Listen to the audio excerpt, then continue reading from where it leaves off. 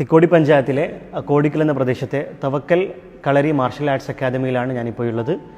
എൻ്റെ കൂടെ ഇതിൻ്റെ സ്ഥാപകനും ഇവിടുത്തെ പ്രധാന ഗുരുക്കളുമായ ജമാൽ ഗുരുക്കളുണ്ട്. അദ്ദേഹത്തെ നമുക്കൊന്ന് പരിചയപ്പെടാം. നമസ്കാരം, ഞാൻ ജമാൽ ഗുരുക്കൽ തിക്കോടി. വളരെ ചെറുപ്പം മുതൽ ഞാൻ കളരി ശീലിച്ചിരുന്നു. 1977-78 മുതൽ ഞാൻ അസിസ്റ്റൻ്റായിരുന്നു, ഇൻസ്ട്രക്ടർ അസിസ്റ്റൻ്റായിരുന്നു. എന്നുവെച്ചാൽ ഗുരുനാഥന്മാർ ചിലപ്പം എത്താൻ താമസിക്കുന്ന സമയത്ത് ഞാനായിരുന്നു ക്ലാസ് എടുക്കൽ. അവരെന്നെ അങ്ങനെയാണ് പരിചയപ്പെടുത്തിയത്, അന്ന് ഏൽപ്പിച്ചതും. 77 ഒരു 43 വർഷത്തോളം ഈ മേഖലയിൽ.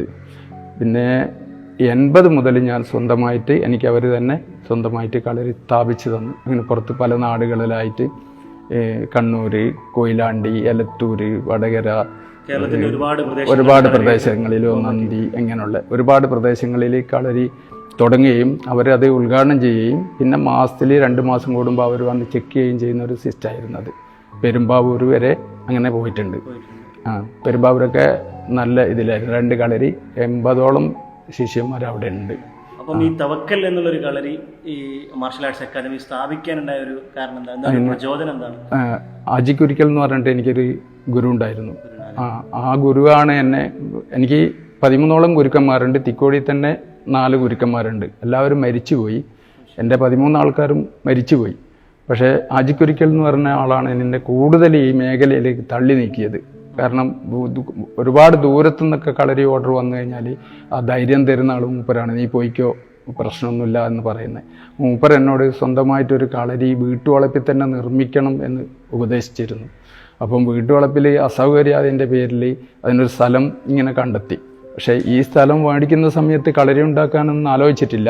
പക്ഷേ പിന്നെ ഒരാളിൽ നിന്ന് 1936 ജനിച്ച ഒരാളിൽ നിന്നുള്ള ഒരറിവാണ് എനിക്കിവിടെ അയാൾ പഠിച്ചത്. ആ ആൾ പഠിച്ചത് ഇവിടെ ഒരു കളരി ഉണ്ടായിരുന്നു, ഒരു ചെറ്റ കൊണ്ട് മറച്ച കളരി. അതിൽ നിന്നാണ് അയാൾ പഠിച്ചതെന്ന് പറഞ്ഞപ്പോൾ എനിക്ക് കൂടുതൽ ആവേശം കൂടുകയും അതിലേക്ക് പിന്നെ ഞാൻ കൂടുതൽ ആൾക്കാരിലേക്ക് അതിൻ്റെ അന്വേഷണം 8ഓളം പേരിൽ നിന്ന് ഞാൻ ആ ചരിത്രം പഠിച്ച് അങ്ങനെയാണ് ഇവിടെ ഇങ്ങനെ ഒരു കളരി നിർമ്മിക്കുന്നത്. തിക്കോടിക്ക് സത്യം പറയുകയാണെങ്കിൽ തിക്കോടിക്ക് ഈ മേഖലയിൽ വലിയൊരു പാരമ്പര്യം പറയാൻ തീർച്ചയായിട്ടും 300-ൽ കൂടുതൽ വർഷങ്ങളുടെ പാരമ്പര്യം എനിക്ക് തന്നെ ഓർമ്മയിലുണ്ടാകാം. ചരിത്രം കൊണ്ട് ഞാൻ പഠിച്ചത്. കാരണം ഞാൻ നിൽക്കുന്നത് ഇപ്പം ഗുരുക്കന്മാരെ കൂടെ തന്നെ 5ാം തലമുറയിലാണ്. അപ്പം മാക്സിമം ഒരു 60 വയസ്സുകൊണ്ട് എല്ലാവർക്കും കൂട്ടാൻ തന്നെ അത്രയും കൊല്ലങ്ങളായിട്ടുണ്ടാവും. പക്ഷെ ഞാൻ ഉദ്ദേശിക്കുന്നത് അതിലും കൂടുതൽ ഉണ്ടാവുന്നതാണ്. എന്നാലും ഈ 5 തലമുറ ഇങ്ങനെ പോയ ഇതുണ്ട്. തവക്കൽ കളരി സംഘം എപ്പോഴായിരുന്നു സ്ഥാപിച്ചത്? അതിൻ്റെ പ്രധാനപ്പെട്ട ലക്ഷ്യങ്ങൾ എന്തൊക്കെയായിരുന്നു? ഇതിൻ്റെ നാമം തവക്കൽ കളരി എന്നുള്ള നാമം 1985 നവംബറിലായിരുന്നു. അതിൻ്റെ മുമ്പ് അങ്ങനെ ഐതിഹ്യമായിട്ടുള്ളൊരു പേരൊന്നും ഇല്ലാത്ത രീതിയിൽ ഇത് നടന്നുകൊണ്ടേയിരിക്കുന്നുണ്ട്. 80 മുതൽ 85ലാണ് തവക്കൽ എന്നുള്ള പേര് ഒഫീഷ്യലായിട്ട് ഇരിക്കുകയും KSKയിൽ കേരള കായിക അഭ്യാസ കളി സംഘത്തിൽ രജിസ്ട്രേഷൻ ചെയ്യുകയും ചെയ്യുന്നത്. അങ്ങനെയാണ് അന്ന് മുതൽ. ഇവിടുത്തെ മെയിനായിട്ടുള്ള പ്രവർത്തന ഉദ്ദേശം എന്തൊക്കെയാണ്? എന്തൊക്കെ കാര്യങ്ങളാണ് നമ്മൾ ഒരു സൊസൈറ്റിക്ക് വേണ്ടി കൊടുക്കാൻ ഉദ്ദേശിക്കുന്നത്?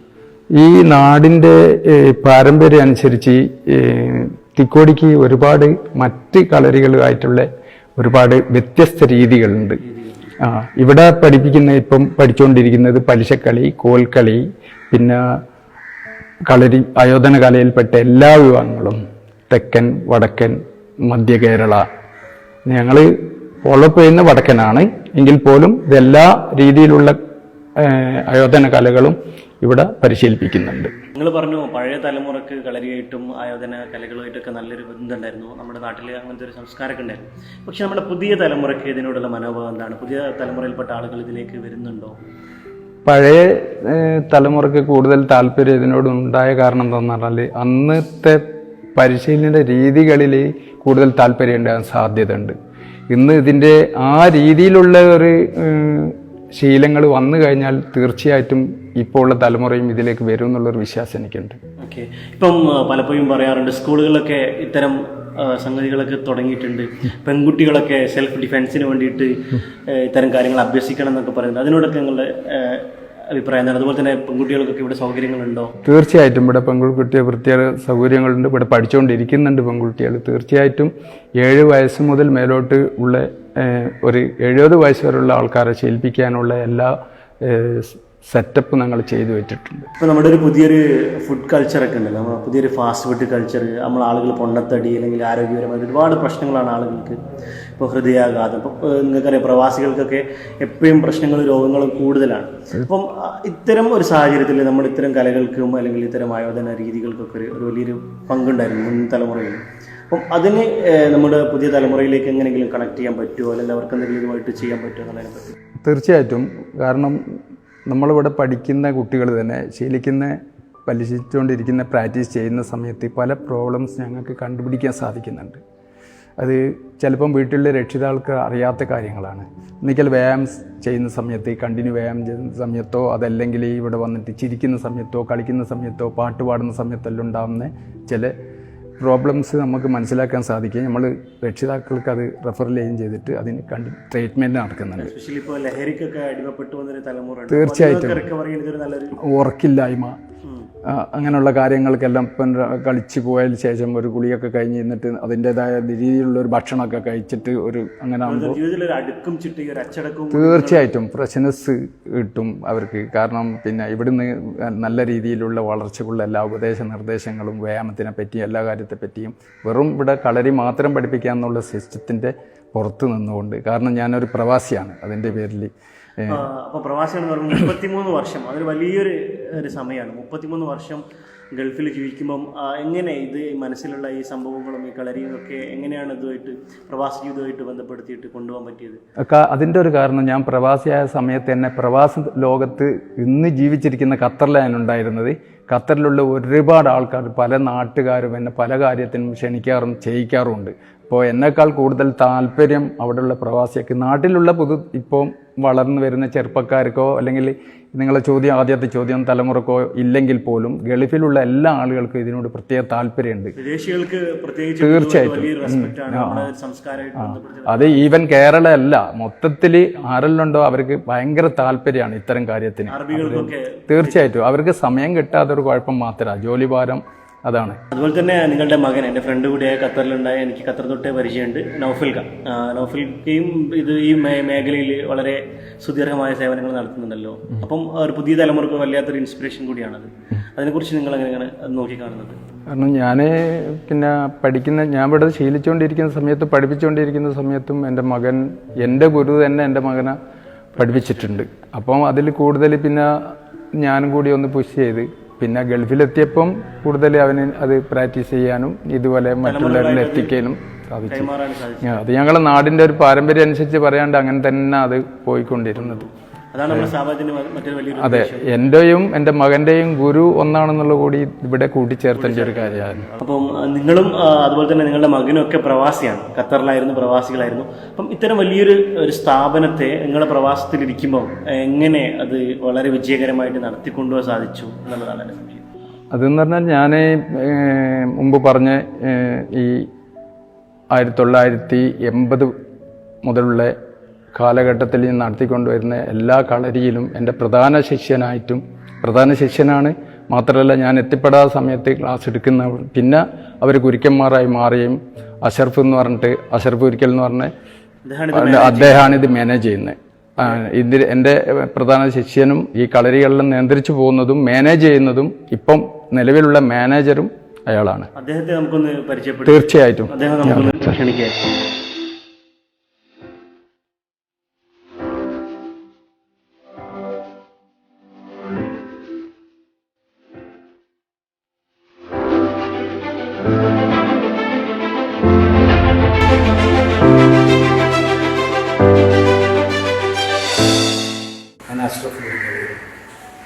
എനിക്കൊരു 40 വർഷത്തിൽ കൂടുതൽ ബന്ധമുണ്ട് ഈ സ്ഥാപനത്തിൻ്റെ സ്ഥാപകനായ ജമാലുദ്ദീനായിട്ട്. ആ സമയത്തെ ഞങ്ങൾ ഈ ഒരു സംരംഭത്തിൻ്റെ ചർച്ചകൾ നടത്താറുണ്ട്. എൻ്റെ ഓർമ്മ ശരിയാണെങ്കിൽ 2016 മുതൽ നീണ്ട 3 വർഷം നിരന്തരമായ ചർച്ചകളിലൂടെയാണ് തവക്കൽ കളരി മാർഷൽ ആർട്സ് അക്കാദമി എന്ന് പറയുന്ന സ്ഥാപനം നിർമ്മിക്കുന്നത്. അതായത് 3 വർഷം പ്ലാനിങ് ആയിരുന്നു. 3 വർഷം നിരന്തരമായി എല്ലാ ദിവസവും ഗവേഷണമൊക്കെ നടത്തിയിട്ടുണ്ട്. ഇതിനെപ്പറ്റി ഒരുപാട് റിസർച്ചുകളും അതുപോലെ തന്നെ ഇതിൻ്റെ ഒരുപാട് അഭിപ്രായങ്ങളും അന്യോന്യം പങ്കുവെച്ചും ചർച്ച ചെയ്തും ആണ് ഇങ്ങനൊരു സ്ഥാപനം ഇവിടെ നിലവിൽ വന്നത്.